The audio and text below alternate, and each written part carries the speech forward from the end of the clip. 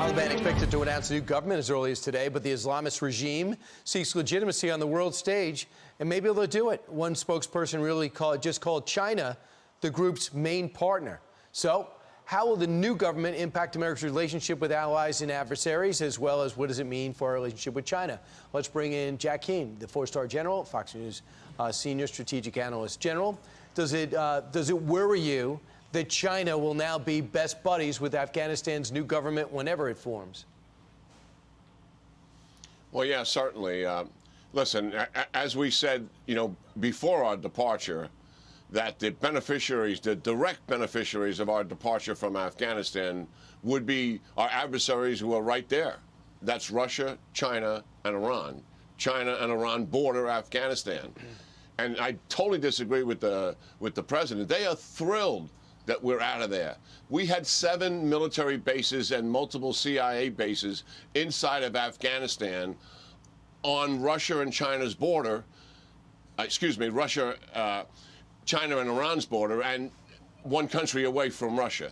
They wanted us out of there, and now we're out of there. And certainly they're going to take advantage of this situation as best they can.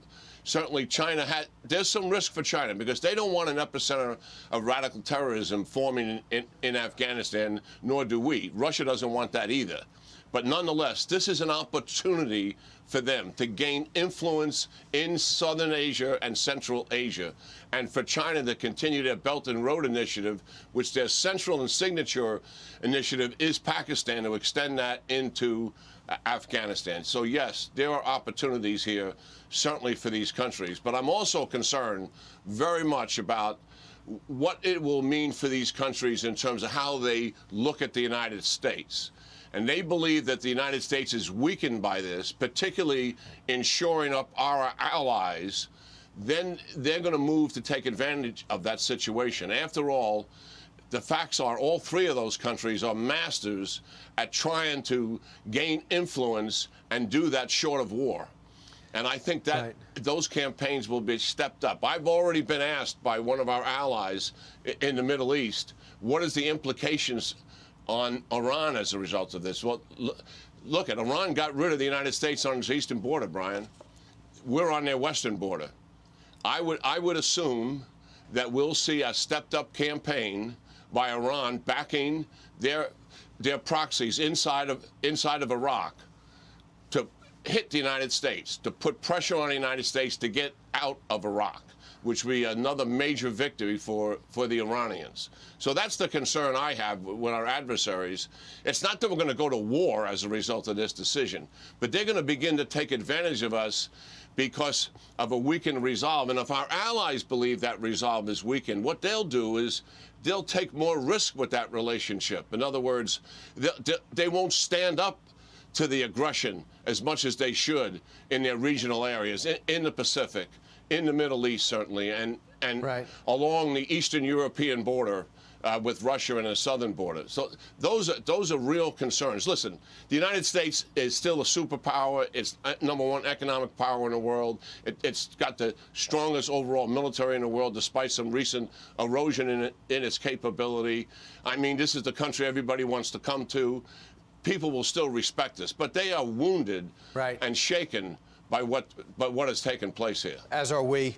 And by the way, you're not just summarizing inaccurately what the administration keeps saying. The president and Jen Psaki the other day, there are a few countries that wanted us to stay in Afghanistan more than China and Russia because it would have tied up our resources and tied up the U.S. military. Please, 2,200 troops, covert CIA, and 7 military bases. That was not tying up the bulk of U.S. resources. And General, real quick, you had a chance to talk with Ghani the last time he was in America. What did he ask for?